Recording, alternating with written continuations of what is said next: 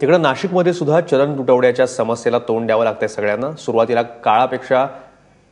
काळापेक्षा परिस्थिती सुधारली असली तरी चलन टंचाई मात्र अद्यापही कायम आहे। रिझर्व्ह बँक ऑफ इंडियाकडून स्टेट बँक ऑफ इंडिया ऐवजी इतर बँकांना पुरेसे पैसे दिले जात नाहीयेत अशी तक्रार इतर बँका करतायत। नाशिकमधल्या कॉस्मॉस बँकेचे असिस्टंट जनरल मॅनेजर त्यांनी काय म्हटलंय ऐकूया।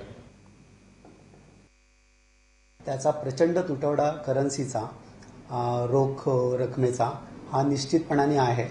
तो सगळ्याच बँकांमध्ये अजूनही नक्कीच आहे। फारशी परिस्थिती बदललेली नाहीये गेल्या 15 दिवसांमध्ये, जरी थोडीफार बदललेली असली।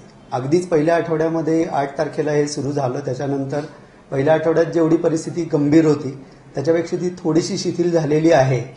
परंतु तरी सुद्धा आता माझ्या रिजनमध्ये आमच्याकडे 11 ब्रांचेस येतात। त्या 11 ब्रांचेसमध्ये 1-2 ब्रांचेस सोडल्या तर सगळीकडे अतिशय तीव्र टंचाई आहे रोख रकमेची।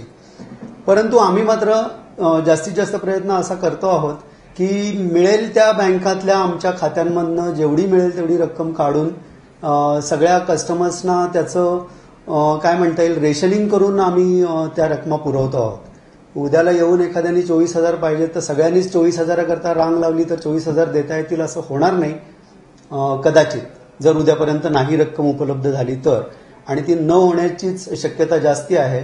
आमच्याकडे करन्सी चेस्ट असून सुद्धा प्रत्यक्षामध्ये आरबीआय कडनं आम्हाला पुरेशी रक्कम आता काही उपलब्ध होत नाहीये।